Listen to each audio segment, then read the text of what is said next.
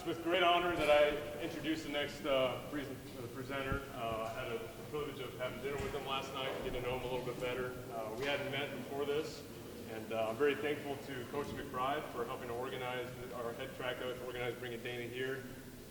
You guys are privileged right now to be able to hear from a legend, basically, who's got just a wealth of experience and knowledge, not only as an athlete, as a strength coach, but also with some of the best minds in the industry up until now. He's had the privilege of working with them and making mistakes and learning from them and everything else. So if there's any person that you can learn more from in this room, it's going to be him. So get to know him as much as you can. He was born in Tacoma. He was a Washington State champion shot putter, 1971. He's graduated from UT in 1977 with a bachelor's in physical education. He basically started that strength conditioning program over there at the University of Texas. In 1976, he won the NCAA shot put championship at Texas, 5-time All-American shot putter at Texas. Studied strength conditioning in the Soviet Union, 1987. University of Texas Hall of Fame inductee, 97. Strength coach from 77 to 92 at UT. Then he went to Miami, where he was a strength coach from 92 to 94, and then he got hired with the Seahawks. He worked with the Seahawks from 95 to 98, and then went to work with the Rams, St. Louis Rams from 99 to 2000, and then he retired after that. He had the Super Bowl with the Rams in 2000, is that right? Yeah. 2000 win, and then 2002 loss. Went to 2002 loss, so yeah. One heart fulfillment and one heart break, for sure. Yeah, Tom Brady's rookie year. Yeah. If y'all do me a hand and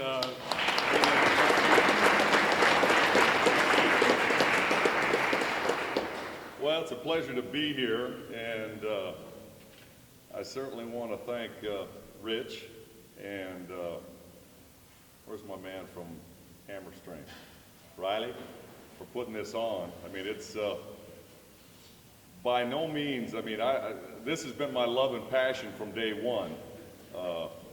Coming out of Washington State, coming to Texas, and throwing. I never lifted a weight in high school. I was a all-state, all-Northwest, and all-American tenor sax player. My dad was a 3rd Division Army band leader. So I started playing the clarinet when I was 6 years old. I went to a military academy for 5 years, lived away from home, and military drill and band. I thought I'd probably go into the Army. One day a year, we'd have a track experience at this military school, 5th through 9th grade. And, as a 5th grader, I was on the 9th grade football team. We had 100 kids in the school, so you had to play every sport. Well, we didn't have a track team, but one day a year, they'd have a track and field day. So I'm out there throwing the shot like a baseball. I mean, we had a steel pole for pole vaulting, and I wore a size 12 shoe in the 5th grade years ago. I'm almost 63 years old. So in the 5th grade, size 12. And I'm trying to do all this, and I'm like, man, the shot put looks like fun. So I have to make up my mind what high school I'm going to, and I would follow my brother's footsteps at the established high, or go to the new high school. Well, I looked at the 2 junior highs, who was beating who. So I went to the junior high that was beating the other one. That was the new high school, Washington High School. And as fate would have it, the track coach, Tom Sawyer, was my brother's track coach. He came to the new high school. And I started throwing the shot put my sophomore year, and football and basketball and everything else. But I threw 47 my sophomore year, 57 my junior year, and 64 my senior year. And we weren't lifting weights. I just had a really good coach, and I just loved the explosiveness of it. I loved the individuality of it. My dad wanted me to play football, and I said, sometimes you lose a game, you're all upset, and you might have played your best, and gosh darn, it's hard to take that at home, And so that attracted me to the world of track and field, as it would be me, and if I messed up and lost, it's on me. I can't blame anybody else but me. And how I prepare myself is the crucial thing. So that led me to the world of track and field, and kind of got me more interested. My freshman year, I was actually at the University of Kansas, and they had the top 3 throwers in the country in 1971. And Carl Saab was the #1 guy. He'd been and competed against the East Germans that were very, very powerful people. And so I learned a lot about Olympic lifting there as a freshman. And again, I had never seen a weight room. We had one universal gym at our high school, and I was scared to death to get around it. We had some shot putters at my school that were like 4 or 5 inches shorter. They were moving the whole stack. I could get under there and move about 100 pounds. I'm like, this is embarrassing. But I'm throwing 64 and they're throwing 44. I said, I'll leave it at that. I'll stay out on the track. So anyway, as I got to Texas, I went through the football program. Coach Royal was the head football coach at the time, legendary coach, 3 national titles at Texas. He wouldn't allow the players in the weight room. Frank Medina, longtime trainer, ran them with weight vests, sit-ups in the steam room, that type of thing. The weight training would make you too tight. We can't have that. And here's a 4-time Olympic trainer, Frank Medina. If you saw the movie My All-American, they have Frank Medina in the movie. It's about Freddie Steinmark. Frank was legendary. Meat on the hoof, if you read the book about the training sessions, how tough it was.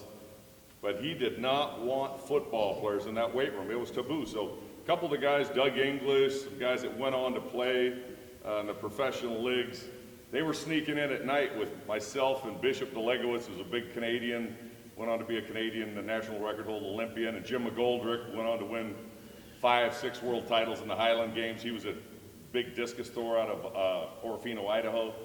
They snuck in with us because they'd see us out at night. What are you guys doing? They wanted to arm wrestle us, and we're like, man, you got to start lifting weights, man, if you want to end up hanging with us. So some of these guys started coming in. They got a little better. Well, I just missed making the Olympic team, and I was heading back to California, where it was kind of the hotbed of throwers. And Coach Royal called me and said, some of these players think you can help us. I said, what do you mean, Coach? He said, they've been lifting with you unbeknownst to me, and they've had good seasons, and they've put on good lean weight. And he said, I'm willing to pay you $10,000 a year. I don't know what the heck a strength coach will do. I was the first to hire a brain coach. This is Darrell Royal telling me this, and I remember like it was yesterday. I was the first to hire a brain coach in 1956 when I came to UT from the University of Washington. He'd been up in my neck of the woods for 1 year. And he said, I'll pay you $10,000 a year. That's what you'd make as a school teacher. I already know what your degree's in, this, that, and the other. I called my dad. He said, if you don't take that job, you don't ever need to come back to Tacoma, Washington. I don't know what you're going to do as a retired shot putter out there. You'll be on the streets, I don't know, trying to make a living. What are you going to do? So I listened to my dad, and I took that job. And we built that thing from the ground up. And I trained my players the same way I trained. We had a strong exercise physiology department, which I think is a unique situation here, in that Rich has the ability to work with the exercise science people. In a lot of cases, these programs don't get along. One being a scientist, they think they have all the answers. The other guy being in the trenches, they think they have all the answers. Quite honestly, it's a combination of everything together and working together. Jack Wilmore was the head of our department back in the 70s, and he's the father of body composition. He was doing body composition on the NFL players back in the 60s, underwater weighing. And I had no problem going to Jack saying, listen, can I weigh my guys underwater in the 70s? I need to get body compositions on them. And he said, I have no problem with that. I said, we'll get some money for your exercise physiology program from the athletic department. So I worked quite closely with them throughout my years, and I'd be able to monitor a class every now and then if I want. And I thought that was the beauty of staying at a university, was being able to have access to all that knowledge and all that research. And over the years, it came in quite handy. The only reason I wouldn't have left for a pro football job is you don't have that access. You're in a building somewhere in town, and you're not going to have access to all that academia like you are here at a university. So I honestly think that really helped my career. I studied exercise physiology when I was at UT, but long story short, throughout that 32-year coaching career and 5 years of throwing, both sides working together was absolutely huge for me. So what I'm going to talk today, I'm a real in the trenches type guy. Like I said, I'd get down there and pull, I'd get down there and, live with my guys. And I honestly think technique is important. I had a chance to throw at the World University Games in Moscow in 1973, so I was over there with the U.S. team, got to train with a bunch of Olympic lifters. I went back and studied there. I was in Leipzig, East Germany, studying, and quite frankly, they do things a little differently than they do in this country. They don't use rabbits, they don't use chimpanzees, they use human beings. And if you're willing to be a part of the research program there as an athlete, you probably have a chance to have a pretty good life. Otherwise, you're probably going to be getting your bottle of vodka on Friday night, and that's it. You'll be back to the grindstone on Mondays. But they're athletes, and their armies, the Red Army, they were the ones that had access to maybe a vehicle, a nice flat, a phone, and travel. So the research that they came up with, it was pretty interesting, because again, we're not allowed to do that research here in this country. You're not allowed to do research on human beings. So the Eastern Bloc back then was quite different. Not like it is now, of course, the wall being down, but back then it was, KGB, wherever you went, they were on you. But I really enjoyed the research material and stuff that I learned about lifting when you're young. So how many high school coaches do we have here? Okay, so I started a strength and conditioning camp in Texas. Coach Royal says, you're only making $10,000, that's not much. We can't have a football camp. The UIL, back in the 70s, you could not have a sports camp. The bigger sports like football, basketball, I think swimming had one. Coach says, why don't you start a strength and conditioning camp? Probably we'll get mostly football players, we can get them in here and look at them. I started a strength and conditioning camp my first year at Texas. I think I had like 12 kids from Austin, and it was a day camp, a week long, like $50 for the week. From 8 in the morning till noon, they'd go home. And then I'd have my athletes in the afternoon. After 16 years of that, I had 250, 300 kids every summer. Around year 6, 7, 8, started picking up. And then I added an overnight camp. I'll show you a supplement at the end. I had Mark White, who was the governor of Texas. His son was in my camp. What about this supplement? What about this? Listen, I can't tell you about all these supplements, but I will talk to the biochemistry department, where Roger Williams, who discovered more vitamins and variants of these vitamins, were founded at the Clayton Foundation at the University of Texas in the decade of the 70s and 80s, 60s, 70s, by Roger Williams. Look him up. He worked until he was 92 years old. And they're the ones that kind of write the book on nutrition. They're the biochemists and so forth. So I use them. They came up with a supplement. I'll share that with you down the road. But anyway, we'll get started. We'll go to the next slide. I really think it's important. That when you start with your athletes, okay, mental preparation. It doesn't matter. Whatever you're doing in life, you've got to be prepared. I would be so disgusted with my athletes if they've come in and would not be ready to work. I like focus. And you know what I say about focus? F. Forget the past. Whatever happened yesterday is done. Tomorrow is not certain. Right now, the present, how about this? The present is a gift. Gift, present. The present is a gift. Think about the present. So forget the past. Outwork your opponent every day when you come into the room, when you get out on the track. Outwork your opponent. Somebody somewhere is going to outwork you. Don't let that happen. Be mentally right with that every day. I don't care if you're in Tacoma, Washington. Think about the guy in Miami, Florida, across the entire continental United States. Don't let him outwork you. Somebody somewhere is going to outwork you. Don't let it happen.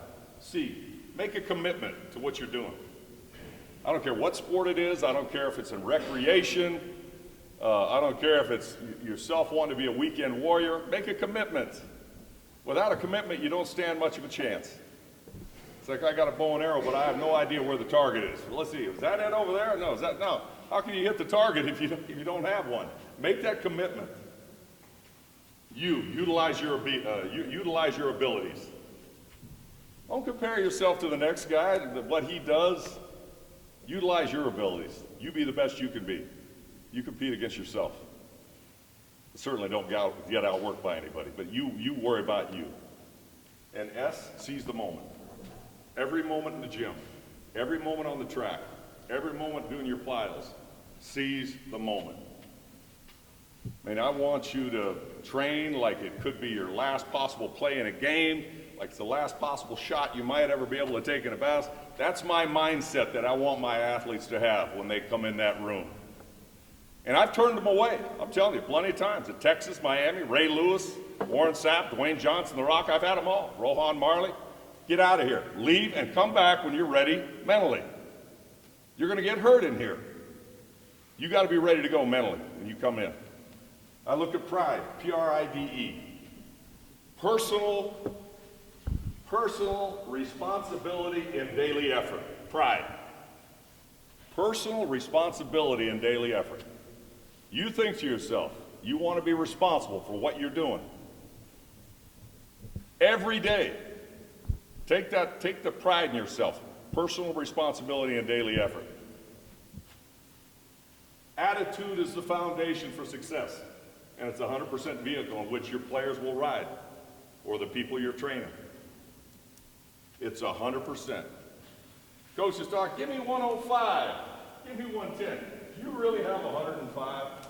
I say not. I say 100% is the best you're going to be able to give. Because that's what it is, 100%.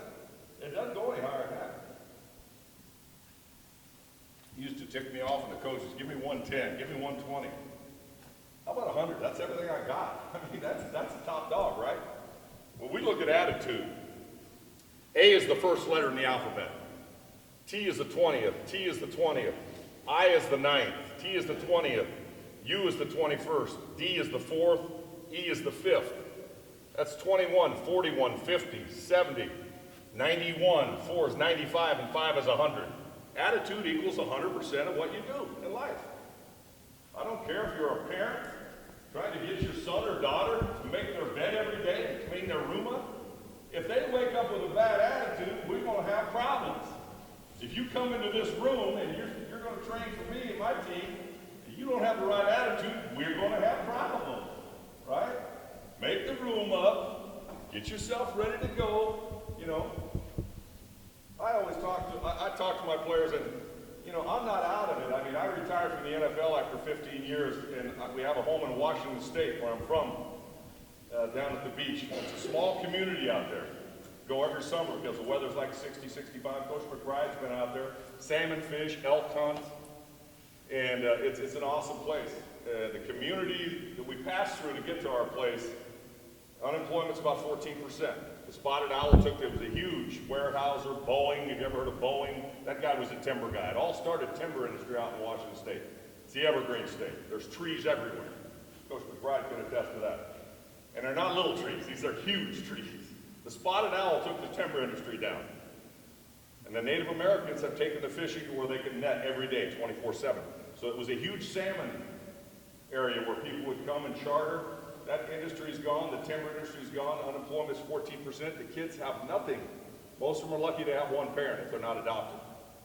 So we started a program out there, we've raised $70,000 in the last 4 years to keep our kids, to buy pads and helmets and stuff, to put them in a youth program. It's called the Grace Harbor, which is the county, youth athletics. And we put almost 100 kids in uniform. They have to buy their pads and shoes and all that, or they can't play. Well, let's see. Do we want them in the crack houses, the meth houses, or do we want them out on the field learning a little bit about life when you get knocked down, whatever sport it is, right? I want them out there on the field. Learning how to be a man, learning how to be a young lady, learning how to compete, learning a little bit about life. So that's what we've done up there. So I go out there, and the high school coach said, hey, coach, you know, you're here. How about coming to the high school and helping out? I said, yeah, I don't have anything else to do. So the last 4 years, I've been the strength and conditioning coach. And let me tell you something. I mean, it's been to 2 Super Bowls, played for national championships in college at Miami. You know, been around the top dogs. And I'll tell you, the biggest thrill of my life was probably this year. We went 5-0. My wife and I left to come back to Austin. I said, if you guys make the playoffs, I'll fly back out and watch it. 9-game season. They were 9-0. They won their league for the first time outright. I don't know how many, 30, 40 years. So I fly back out there, and our first playoff game, it's like standing in a shower with my rain gear on, 3 hours in a shower coming down. It's raining so hard out there. Wind's blowing sideways. Again, we're only about 20, maybe about 10 miles from the ocean. And that stuff blows in off the coast, and it was nasty. And we ended up winning 25-20. Their first playoff victory in 34 years. Second round, we got beat by a private school, Kings out of Seattle. They come down in a $2 million Provost bus. They get off, everything's Adidas. They look like, you know, University of Washington. I mean, we're ragtag. We get, you know, we got 45, they got 75 kids. They play us because they have the same number of kids as the student body. But they were able to recruit a 60-mile radius, and it cost $12,000 a year to go to this private school. So we got beat 42-21. Our kids learned a lesson. But I can tell you, running these guys and lifting them, they've never really had to work. Nobody, I mean, think of this now, the poor coach, he's fixing the meals, he's driving the bus, he's lining the fields, he's teaching classes, he has to be the weight coach, he has to get offense ready, defense ready. He can't do it all. I mean, we've heard of jacks of all trades and masters of none, right? I mean, this poor guy, no wonder he wanted help. He didn't have enough of him to go around. So I said, sure, coach, I'll help. And so I brought some ideas over the years that I've had with the young kids in my strength and conditioning camps and stuff, and I pushed them.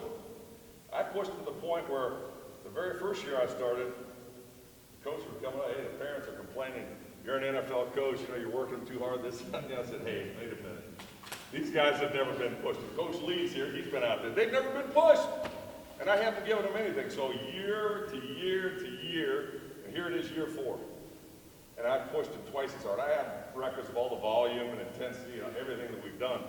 And the coach, yeah, look at my chart. Look at the work, look at the times and how they've changed. So this year, the kids are working hard. During the season, I've got them doing a whole lot more change of direction stuff. And first game, they come up, hey, coach, we got him. Because I won't let them bend over. I won't let them bend over after they get done running a 110. If you bend over, you're showing signs of weakness. I don't want that other team to see that. You stay up, or you step out, one of the two. You be a part. It was the same way at the University of Miami. It was the same way at Texas. And they bought into that over a period of 4 years. They're coming up to me on the sidelines after the first couple games. First game we played against a team that was top 5 or 6 in the state. We had to go all the way to Bellingham near Canada. 5-hour bus ride in a yellow school bus with a nose. That's how I noticed that when that team came down to play us in a $2 million Provost, and we had to pull over 3 times to keep from overheating. I said, we are some country boys down here, man. But anyway, they come up to me after that first game, you know, during the game, Coach, we got them, Coach. They're bending over out there. They're bending over, man. We could beat these guys. I'm thinking to myself, man, how cool is this now? Our kids honestly believe that they're in so much better shape that they will not lose this game. And I told them, I remind them every time I'm running them and lifting them, listen, you're not doing this just for your health. We're doing this so that we can win games. You know what? If you want to accomplish hard things, very simple. If you want to accomplish hard things, you have to do hard things to accomplish hard things. It's pretty basic, okay? And believe it or not, man, these guys just got better and better. And I'd run them. When are we going to stop running? When are you leaving, Coach? I'm not leaving for a while. We got plenty of chances. And I don't want running to turn into punishment. I have a problem sometimes with these high school coaches. All right, you're going to run this, this, and this, right? Because you did this wrong. Please don't misinterpret conditioning and punishment. Do something else for punishment. Have them write their name 1,000 times. But conditioning is a good thing. It's not meant to be punishment, right? So, you know, I'm still working on the high school coaches up there. There are a lot of people set in their ways about things, but that is a pet peeve of mine. Conditioning is a good thing, right? Because I'm preparing this young man, play after play after play, for his heart to be ready, for his heart rate to be down, for him to be ready to go the next play. I didn't want him out there at 140, 150 beats a minute. I want him down to around 110, 115, like, okay, anybody ever been to the drag races, right? Okay, let's say your heart rate's resting 70. Well, you pull that dragster up, right? And they just push it up the starting line. It hadn't even been started yet. That's your 70 beats per minute heart rate, okay? If you're getting ready to run a race, I want you at about 115. So at least start the engine and get it going, right? I don't want you at 150 where you can barely breathe and going into the next play and stuff, and by the third or fourth play, you're out there going, oh man, I can't. So it's all about getting yourself ready for the next play. And another thing I used to talk to them about was, everybody talks about training. Everybody's got sets. Everybody's got reps. Do we do anything for recovery? What do we do for recovery? How do we get ourselves ready for the next workout? How do we get our bodies ready so that we can handle that next workout? And that's one thing that I used to preach to them about. But it was fun. Anyway, we'll go to the next slide.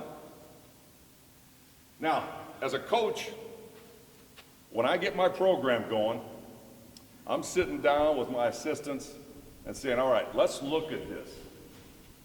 We've got to have some objectives, right?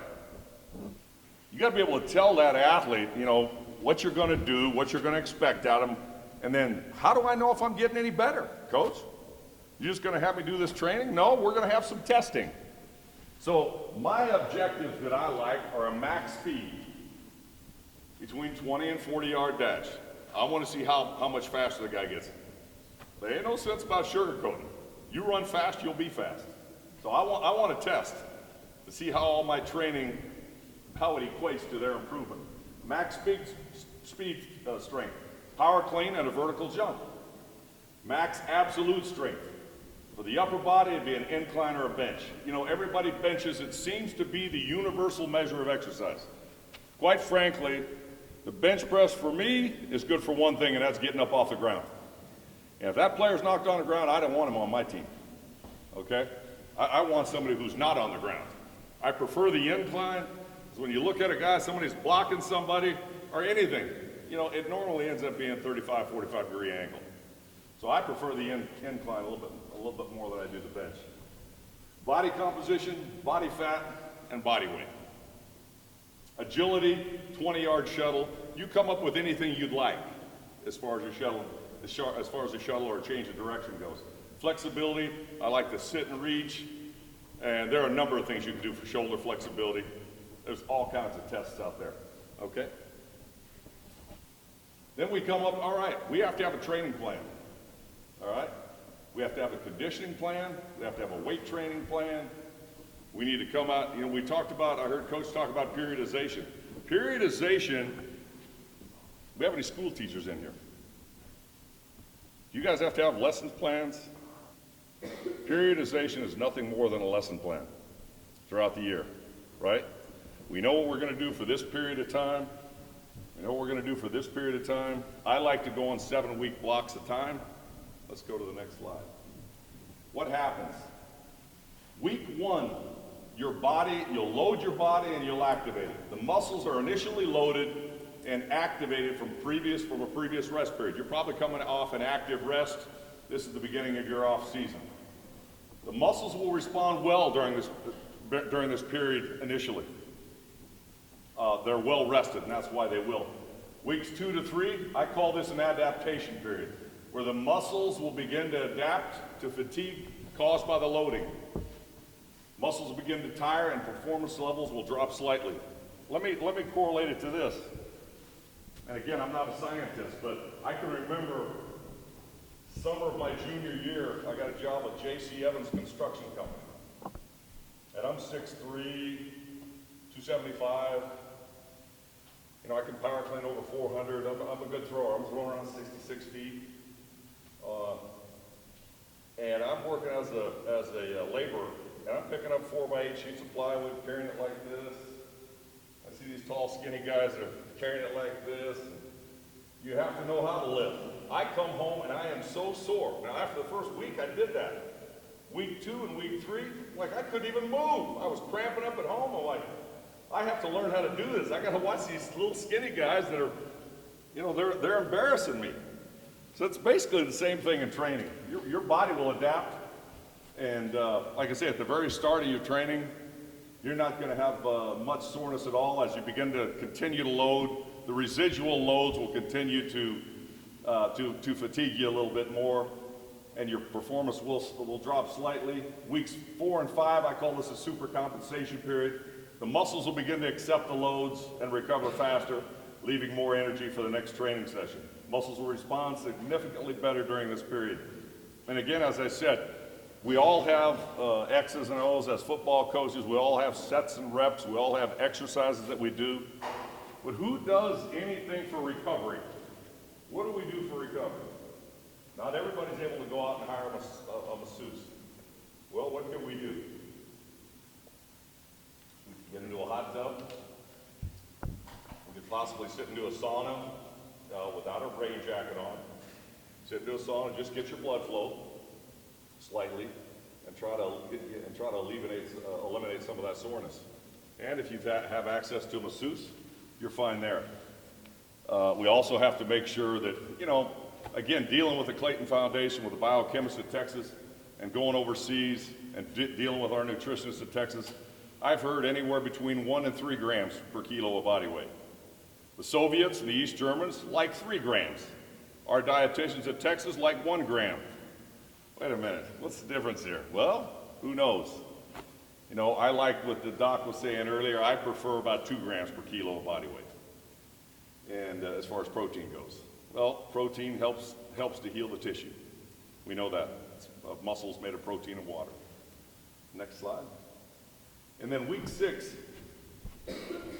load and activate. Volume of training is reduced for max testing. So we'll back off a little bit. Just like we are here on the golf and we have the wave. Training is a wave effect. You can't continue to go up. You're up and then you're down slightly and you're up again. You can't continue to overload, overload, overload, overload. You're going to run into a brick wall. You have to pull back. We've studied biorhythms with our training with Dr. Jack Wilmore, who was the head of our physiology department. We did a lot of things with him over the years for us. We had 3 Olympic shot putters and discus throwers on our track team throughout our time there. And we wanted to do what was best. And a lot of this stuff are things that I picked up along the way from these doctors of science and so forth. Well, we realized after a period of time that you do have to back off. I'll tell you this myself. 1970, I guess it was probably 1974, my sophomore year at Texas. I'd thrown 64-10. It was a pretty good throw at the Texas relays, and I was probably in the top 5 or 6 in the NCAA. We go to the United States Track and Field Federation Championship in Wichita, Kansas, and I'm throwing the light shot. I threw the light shot most of the time. I'm throwing it close to 68 feet. I think I'm ready to bust out and throw 66 feet. Well, I'm throwing the discus, and I compete, and then I'm standing over on the sidelines, off to the side probably. There's a discus line over where those plates are. Somebody hollers, hey, hey! And I look up like that, and this discus comes down and hits. I'm left-handed. Hits me right on the wrist. My wrist swells up, and I'm not able to throw the shot. And we're talking about we lifted every day. We had no idea what we were doing. We lifted every day. There was no science to it as young throwers in college. And I couldn't lift. And the NCAAs were held in Austin in '74. And I couldn't lift. I'm going, you got to be kidding me, man. The NCAAs are here in my ring, and I got to try to win this thing, and I'm not even going to be able to throw. My handheld, it was swelled up like this, and I couldn't lift weights. Let's see, that happened like on a Friday, Saturday, Sunday, Monday, Tuesday, Wednesday, the teams start rolling in, and I'm not throwing until Saturday, and I'm already in the meet because I qualified. Anyway, I get out there, and going out to the ring every night and kind of doing some dry glides and thinking, man, I sure hope this hand works. The swelling had gone down, and my first throw, now mind you, my best ever throw was 64.9, something like that. My first throw is 65.7. What? I had some warm-ups around 67, 68 feet. I had rested my body to the point where I was so much more explosive and not fatigued. I'm going, okay, so there is something to pulling back and then going forward and pulling back. We trained through every meet, hard as we could possibly train. And so I did learn that pulling back, there was, I could see with the coaches later on, we really didn't have any coaches back then. We coached ourselves. Our coaches were jump coaches and sprint coaches and distance coaches. The throwers were kind of on their own. And then what I'd come up with in pulling back, then we'd have our max testing. And over the years, our guys have made a lot of gains. Next. The exercises that I like to use, and again, there's many, many recipes out there. Upper body primary exercises. I prefer the incline. The bench press, it's a universal measure of exercise. When you walk up to somebody, what are they going to say? How much do you incline? No, I don't think so. They walk up to you, how much do you bench, right? They're not going to, how much do you power clean? How much do you squat? No, they're going to, how much, man, that's this big dude, how much do you bench? That's how it goes, man. It's a universal measure. It's always been that way. So what's in there? Because when the players come out of college to the pros, you know, I benched down there at A&I, man. I was a 5. Man, I don't care how much weight you bench. Can you use that weight, you know? And I'll tell you, never in my life, Ray Lewis, pretty good linebacker. Has anybody ever seen him play? Ray Lewis benches 345 at Miami, right? All he does is utilize every ounce of strength that the guy has. Cortez Kennedy, not a real super strong guy, but utilizes every ounce. Those that can utilize every ounce of that 345, then you got the guy that benches 500. You know, looks like Tarzan, plays like Jane, right? I mean, what are you going to do? Because he has no idea. He doesn't know anything about timing. I honestly think for me that my music career, playing the sax and learning rhythm, helped me more on the shot put than anything. I mean, the 1, 2, 3, 1, 2, 3, 1, 2, 1, 2, 1, 2, and that everything is rhythm. It's like you go back to Notre Dame and the Four Horsemen when they had them shifted in the backfield. Everything is about rhythm. And that really made a difference for me, I know. So anyway, it was the guys that could use that strength were the best guys. Secondary exercises, I liked a lot of rotator cuff work, was we had no idea. Internal, external rotation, supraspinatus, all the different, especially for warming up. I mean, our guys would come in, that's the first thing we're doing with either tubing or plates. Warm up the cuff. Tricep extensions, lat pull, bicep curls, everybody wants to do that. It's typically not on a workout that I would write because they're going to do it anyway.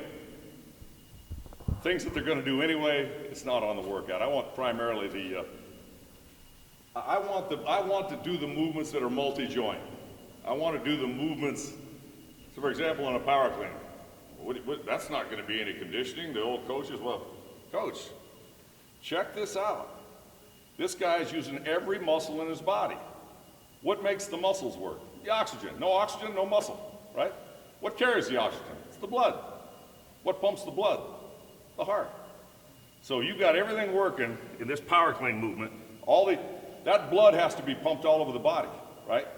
You do 5 reps in the power clean at near 50, 60%, check the heart rate.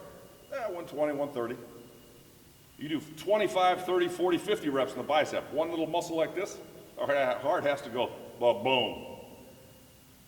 Ba-boom. The heart rate's still around 68, 70. It's nothing. Not only that, but what do you do in sport? One muscle at a time. Synergy. Everything is tied together. I mean, it's everything working together in sync. When you come up to hit somebody, it's gastrog, it's quad, it's ham, it's glute, it's back. I mean, it's everything working together. So the secondary exercise, you know, it's a peripheral stuff. The primary exercises would be, for me, the power clean. And we did snatches. But I come to find out that a close grip snatch, okay, where the bar, you take the power clean grip, and that bar has to travel here overhead rather than here. Keep the shoulders out of harm's way. Very, very, almost impossible to hurt your shoulders with a close grip snatch. Not only that, but that bar has to travel further, which means you have to apply more force. So why mess around with a wide grip snatch unless you're an Olympic lifter? Why mess around with a wide grip bench unless you want to make your pecs and you want to get bulkier to where you can't move? Bench press should be close grip for triceps. You don't do anything out here in football, anything out here in basketball, anything out here in baseball. I had Roger Clemens. I trained Roger Clemens all through college. He could squat 5. He was as strong as any football player we had coming out of high school. And they can say what they want about what the guy did. I have no idea what. All I know, when I had him in Texas, he was 240 pounds coming out of Houston. And he left, he was about 245, and he could throw. And you throw with your legs. And he could squat butt to the floor, 500 pounds. And he could clean around 300. The guy was a beast. And we're not doing a lot of bench press for throwers. We're doing pullovers like javelin throwers, you know, laying on your back, pulling over. Quarterbacks, we do that type of thing. And we had Reed Ryan, who's now the GM of the Astros. Reed pitched for us. So I met Nolan on a number of occasions. Nolan, how are you able to throw 100 miles an hour? You're 40 years old. I need some of this. I want to surround myself with good people. I don't know anything about baseball. So I got a number of exercises from him. And we used to get a bucket of rice, and he'd take his hands down on that rice and forearms. So I started that rice back in the 70s. But anyway, core primaries, you know, the four-way planks, hyperextensions, there's all kinds of different exercises, and you're free to do whatever you'd like. You may have an exercise. These are some of the basic things that I've used over the years. Front squat, I actually prefer front squat over back squat, unless you've got somebody that's really, really strict. Because typically that back squat will turn into a good morning, you know? Here's what happens. If you're not coming out here and taking it out of the rack where it's halfway down your back and calling this a squat, the legs don't even get worked, right? Guy tells me he squats 700 pounds, he's got no leg, he's got a leg like buggy whip. I go, what the world's that, 700? Well, you're doing a good morning, got a big old thick back and all that good stuff. Put the bar up high on your back, and if you can end up sitting down, all the way down, and keeping that chest, it's a co-contraction. Everybody talks, the new buzzword is core. You get a guy who can squat 500 pounds, trust me, he's got core strength. The stomach doesn't contract at the same time as the back does. This is called a co-contraction. If that doesn't happen, you're going forward, okay? That stomach helps to hold you in place.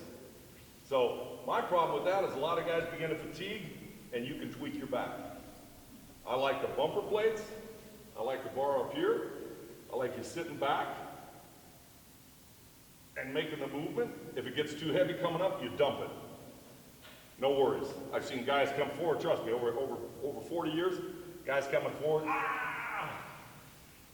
Man, if I do that in the National Football League, I'm El Gonzo, as Coach Lee would say. Here's your pink slip. We just lost a $7 million a year player. You can't have that, man. The weight room is designed to help players get better, not to hurt them. So, you know, technique is very, very important. And again, I like the back squat if it's done properly. But I can tell you, when I got to that high school, coach asked me to come over. He's standing over there by the machines. Hey, coach, you take the platform area with you. I got that, coach. I go over that platform area. These guys are down here. I'm like, what? Everybody stop. You're killing me. And you three guys that are sitting down, well, how come you're not doing anything? Oh, my parents won't let us do anything. What do you mean? Well, I hurt my back last year doing these cleans, and they said no more. I'm like, did you ever? I can't say anything about this. I stopped myself. Hey, okay, all of you guys, come here. And by the way, this is Rick Colley. Rick, come on over here. Okay. Now, Rick is on a 45-pound bar. That's too much weight. 45 pounds might be 80 or 90%. You can't have them warming up with that kind of weight. This you take down and keeps the movement. We used to do it with Dallas. Coach Colley's company has done that. Another nice and close movement, Coach. If you take it, or let's do a close grip snatch. All the way to the top. You feet in a little close together. Widen your grip a little bit. Power in grip. Okay, all the way to the top. Slow and then hit. There you go, like that. One more time. Okay. Feet. There you go, like that. Lock it out and hold underneath it. Now, keep it up in your chest and give me a power press from the chest. Randy Mass, okay, up back. There you go. Okay. I mean, you can do all kinds of things with this ball. You know, again, you've got the medicine balls, you've got. Quite frankly, I honestly believe over the years that you're going to be a product of how you train. If you train slow, you're going to be slow. If you train dynamically, you got a chance to be dynamic. You got a chance to be explosive. I don't know of too many things. We'll go to the next slide. I don't know of too many things that you do in sport that are done really slow. Perhaps a distance runner, perhaps a distance swimmer. We've had those. And again, I really enjoyed his speech, LeDuc, because when I got to the National Football League, of course I had the women's track team, and they decided, oh, we'll give you $800. We'll give you 1 month's salary if you take our women's sports on. Yeah, I can do that. Don Lopiano and Conrad and that group. So I took like 10 sports on, 7 days a week, about 14 hours a day. No assistants. You don't get to travel with the football team because you got to be in the weight room. So, see, strength is endurance. Endurance is not necessarily strength. Okay? I'm getting a college guy ready for a combine. He benches 200. typically it's going to be about 7.5 pounds per rep. Okay? If he does 200 10 times, I'm associating that basically, and over the years, I've studied those numbers very close, he's probably going to be good for about 275. But if I'm getting the guy ready for a rep test, I'm not training him doing sets of 10. I'm going to get him stronger. Guess what? You give me a month with him doing doubles and triples, doing maximal strength work, pulling back, doing fives, maybe a recovery day doing sets of 10 at 60, 65%, and then hit it back again, go doubles and triples, and then back down and then back up again. You give me a couple months with that kid, I'll have him to 300 for a single. Now, I'll bet you when he goes from a 200-pound single, right, to a 300-pound single, that he's going to be able to do more reps. Let's say, for example, the test weight was 175. He's able to do maybe 3 or 4 reps at 175 with a 200-pound single. He goes to 300 without ever doing any high rep work. He comes back down to 175. I promise you he'll double or triple the number of reps he does at 175. I mean, I've seen it time and time and time again.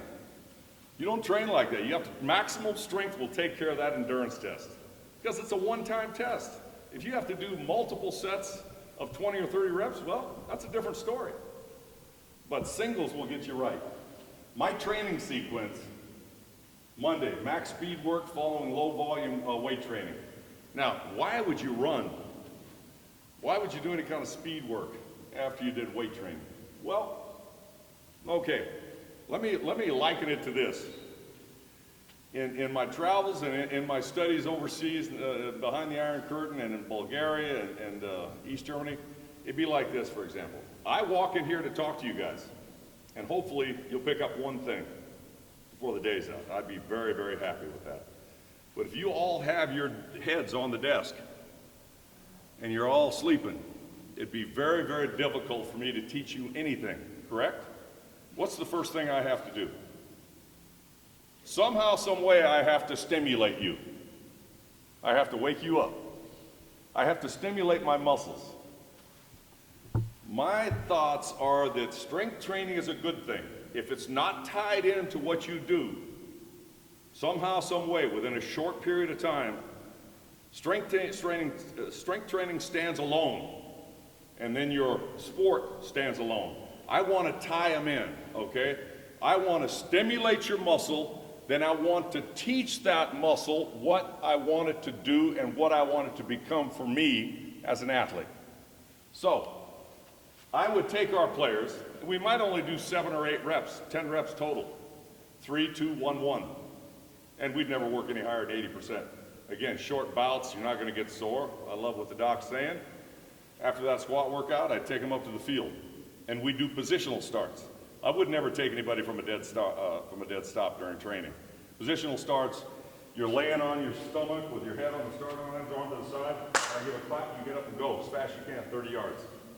You're getting a lot of muscles excitable when you get up off the ground. You got a lot of things working in your body. Very, very, very little chance of any, first of all, to pull within 30 yards. And then when you add the other, I mean, I have them rolling over their sides, the left side, right side, on whatever my stimulus is to get them sprinting. Our players felt, it's kind of awkward at the start. My muscles feel kind of heavy. And then, trust me now, after about a 4 to 5 week period, man, this feels pretty good. And again, I'm not talking about a super duper squat workout where you're going in 10, 8, 6, 5 sets of 5, and you can't even walk, squat till you drop, or puke. That's insane. Again, the biggest squatters have maybe been the worst players I've ever seen. The guys who knew how to squat 400 and could use every ounce of it, they could run, change direction. Those are my best players. So, quick side story. We had a kid, LeDuc at the University of Texas. John McAvoy took over. I believe it was like 1990. LaVelle comes from Anacostia High School. 6'5", I was telling the coaches last night, 6'5", 218. He runs a 4.5. And I'd hired Angel Spazoff. He was on a United States tour. He's a Bulgarian national coach. He was a doctor of science in Bulgaria. He's something else. And I stopped him dead in his tracks here. drove to Brownsville, got his green card. I want this guy on my team. So we came up with this protocol, and I got Lavelle, and when we got him in there, again, this kid lived in the projects and hadn't eaten a steady diet. He gets on the training table, he starts training, and I use him as an example. And Makovic was like, hey, this guy better not get any slower. Every now and then, the charts would come into Makovic's office. Lavelle, 224, up from 216. Makovic was on it. Hey, timing day in the spring, when the seniors run. And you know, you're not timing him. He better not be any slower than 4.5. Coach, we got this. We got this. Here we go in April, our second training deal. Lavelle's power clean 300. Pretty explosive guy. Bench 275, long levers, super duper bench for a guy with long levers like that. I can say that's as good as any offensive lineman I have with short levers doing 450, 500 pounds. Because the guy's got arms that are, 40-inch sleeve length. So, and then he squatted 405, pretty strict. Not a lot of weight, but hey, it's very good for a wide receiver. But now body weight's 234. Ooh, 216, 26, 30, 18 pounds. Makovic calls me into his office and said, hey, you're going to be gone. You're going to be gone if this guy doesn't run a 4.5. I told you I didn't want him gaining weight. Coach, it's happening naturally. The kid's never been on a good diet. I've talked to him about it. He's just eating. He's eating the right things. I had the biochemistry department come over and talk to him about whole foods as opposed to processed foods. I mean, we did the whole thing. We gave him, this is back we were doing it in the 70s and 80s.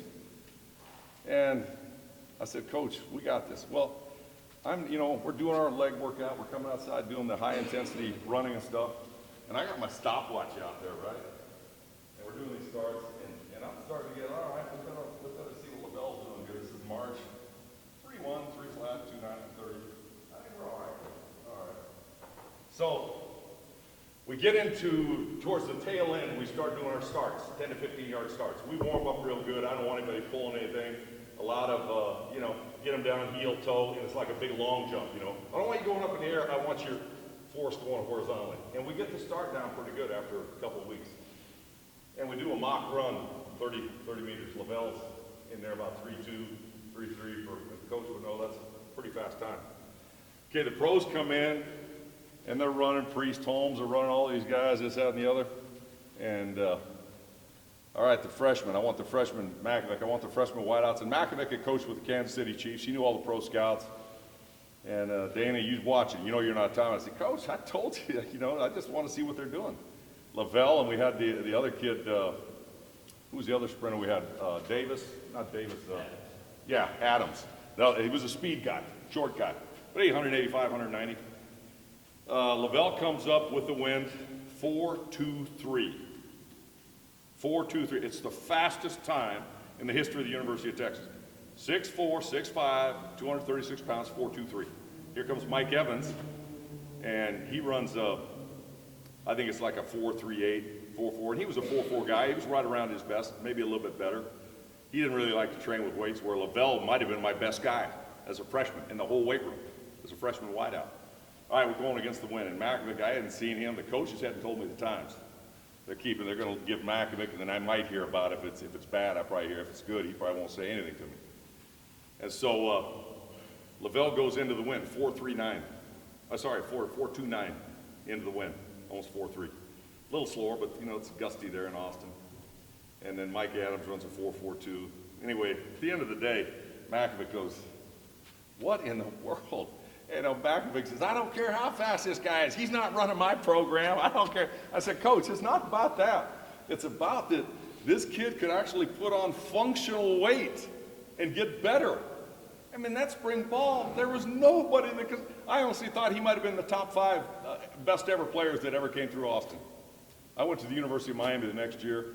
I stayed in touch with the kid on the phone, and I don't know, things just kind of went down. I think Makovic, I don't know if he was ticked off at it for getting so much better and stuff, but honestly, I'd put Earl Campbell, I'd put Tommy Novus, I would have put Lavelle Pinckney in that. Anyway, as fate would have it, I'm with the Seahawks 3 years later.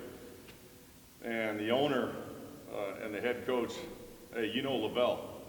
I said, yeah, because they were going to recruit him at Miami, but they were scared to go into his neighborhood. It was rough. And I said, yeah, I know him well. I'd love to get him here. We're going to take him.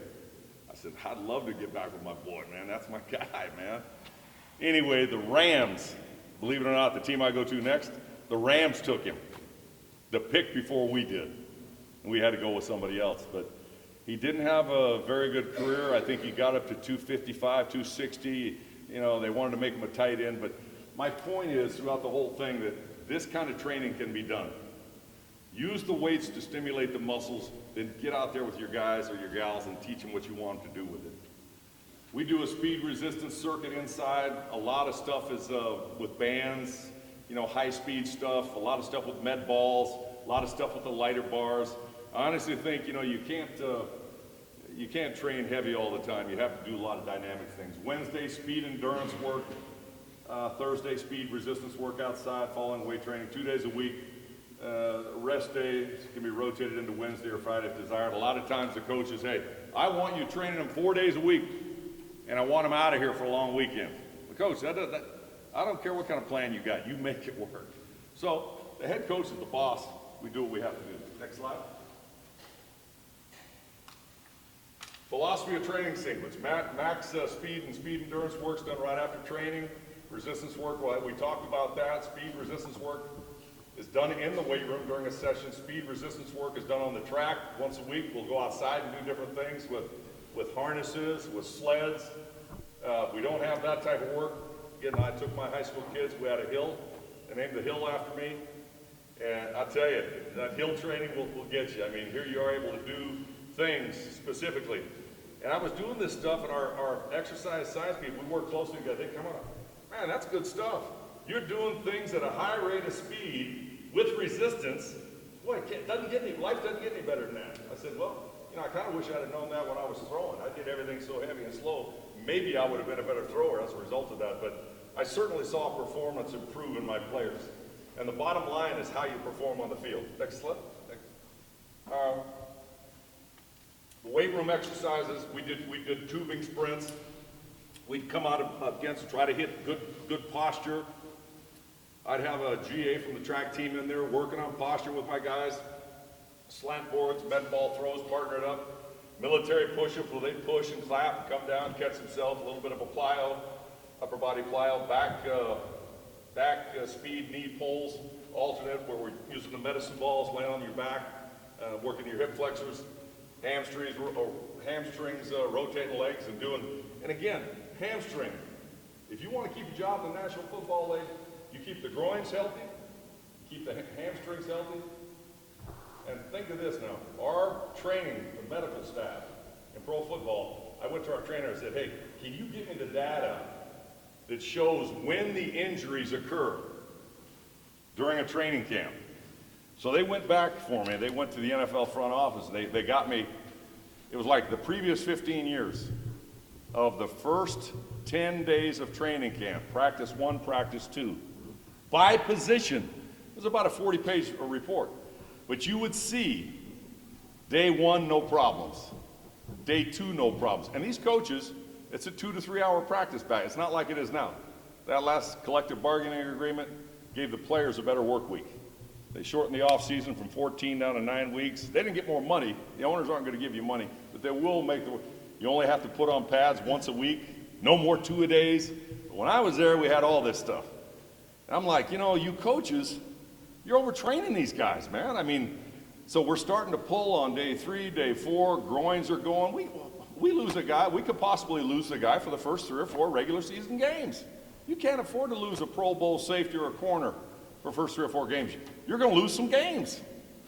And so I showed this information to Mike Martz, that was our head coach at the time. Coach, look at this. By day 5, first practice and second practice, defensive backs, wide receivers, linebackers, groins, hamstrings, done. The injury jumps up like this. I mean, it's amazing. It peaks out high.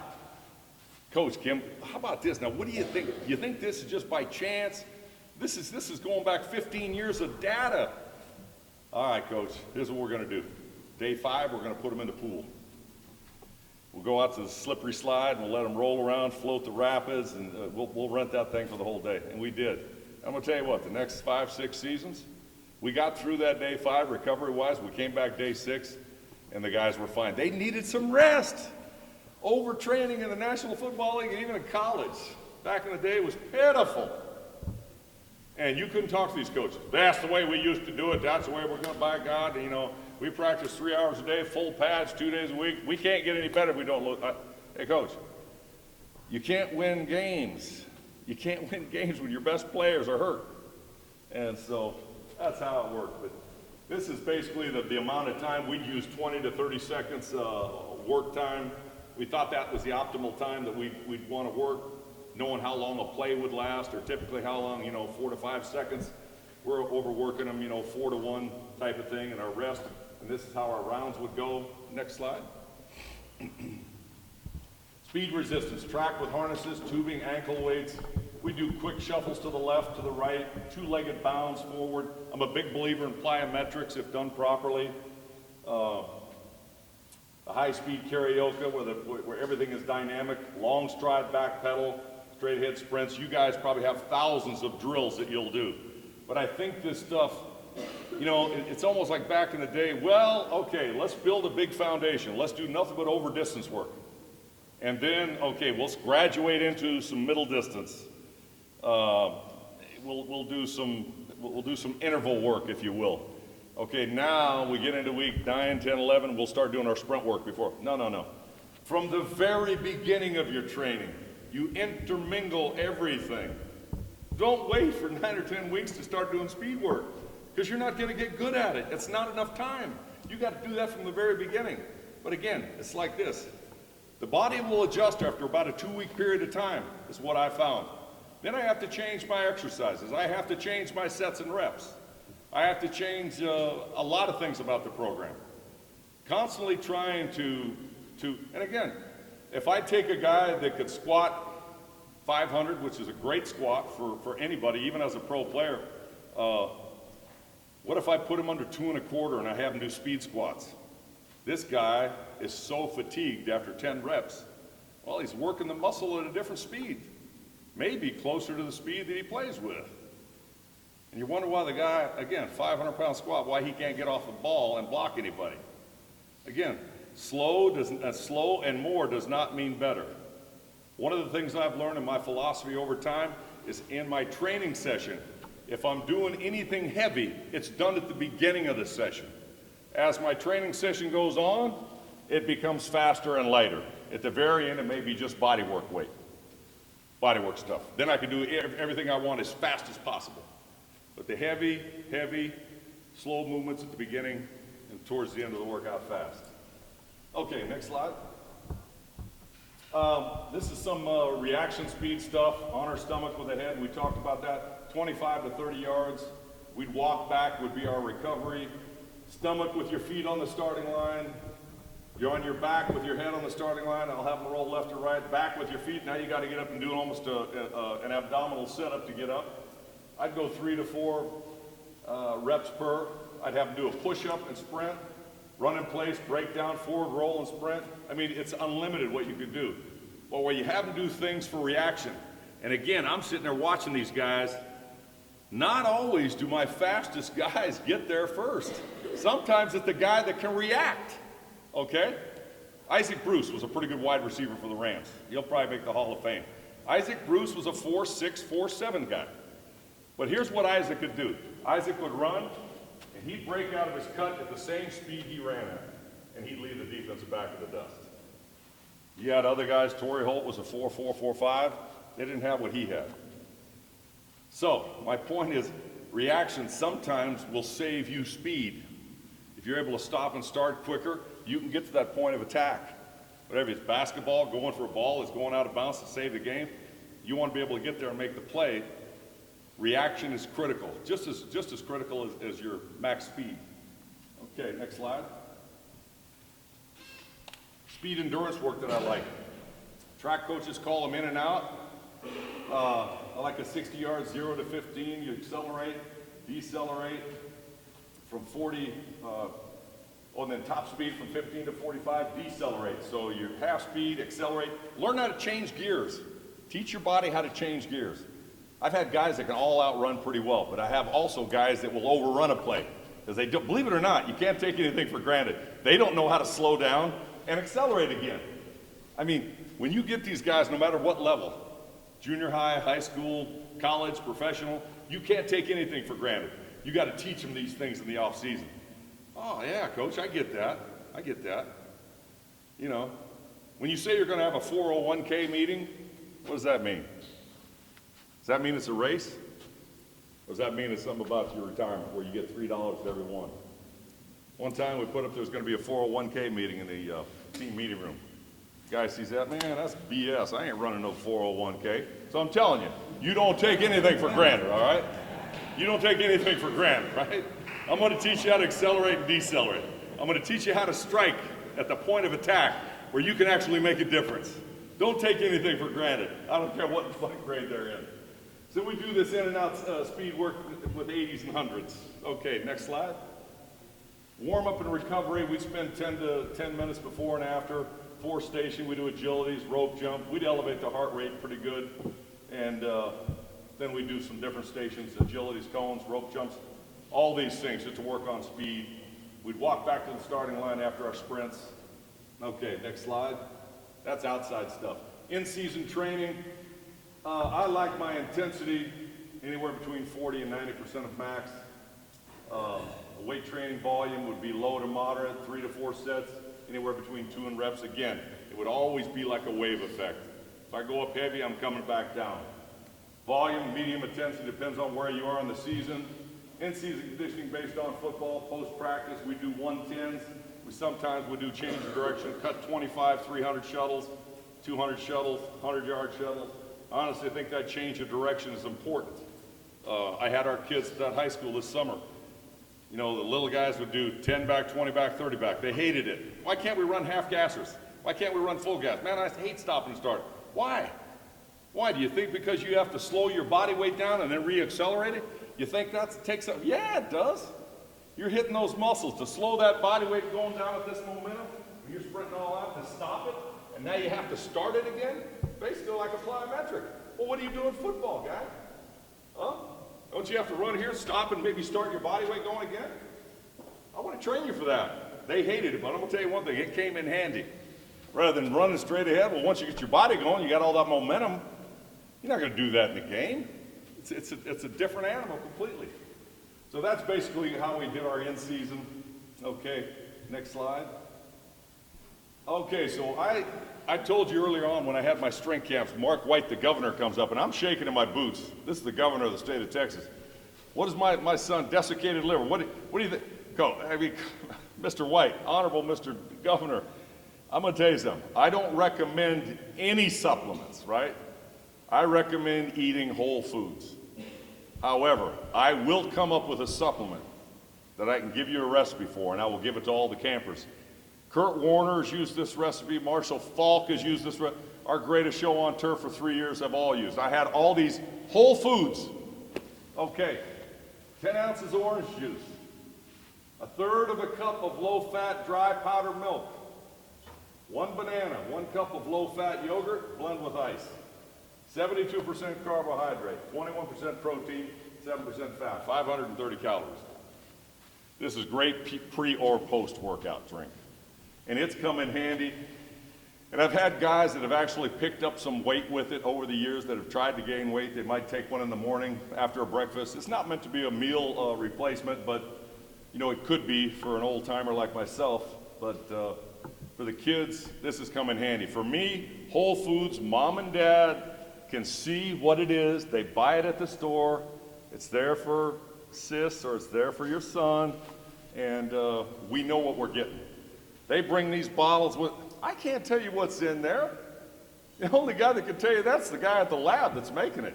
I don't know how much filler's in there, how much flour's in there, who knows? And you can't. I mean, they come up with, you know, all these different fancy words, this, that, and the other, and I'm like, hey, my name is Wes, and I ain't in that mess. I'm telling you, you know? So, this has been tried and true over the years. And again, this didn't come from it came from the biochemistry department. Roger Williams and Donald Davis were legendary there at the university at the time. Anyway, it's a great supplement. Again, I've used it everywhere. I've had the food set up in any facility I've been at. Next one. I think when you have a training program, quite honestly, you should have a mission statement. I think this is important.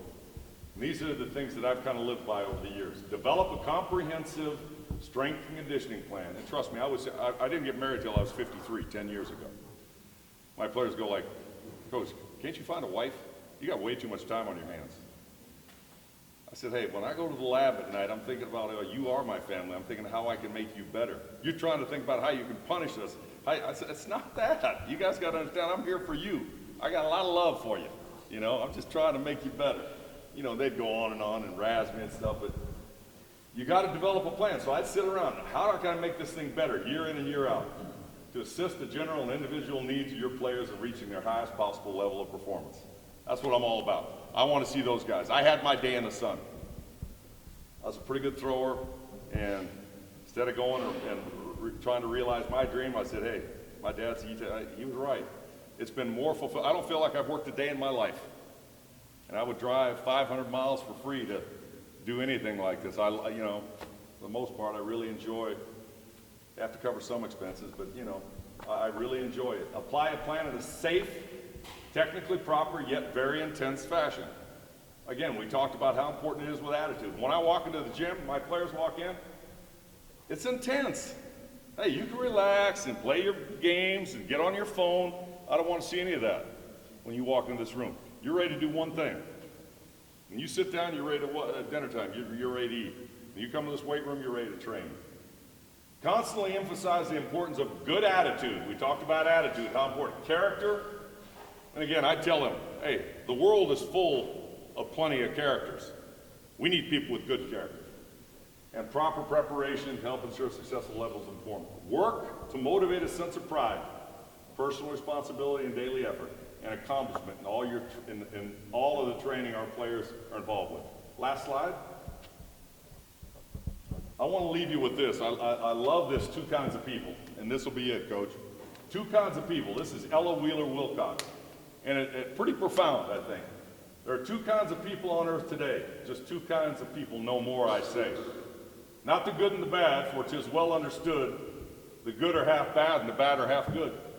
Not the happy and sad, for the swift flying years bring each man his laughter and each man his tears.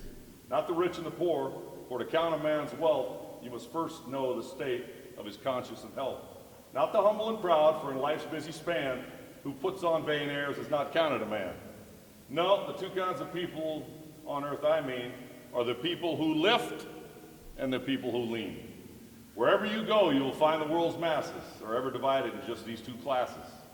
And strangely enough, you will find two, I ween. There is only one lifter to 20 who lean. This one question I ask, are you easing the load of overtaxed lifters who toil down the road? Or are you a leaner who lets others bear your portion of worry and labor and care? Thank you guys so much. But quite honestly, I have enjoyed myself. I can't thank you all enough for being here. And again, if you guys ever have any questions, I know we're going to be around later on this afternoon. Coach Colley, we've got some nice products. I'm helping him because I think the middle school people should have these bars and the younger kids that can train on something. We have to give these kids the developmental equipment we need. Again, we're going to be around through 5 o'clock, and if you have any questions for me at any time, please holler. Thank you very much.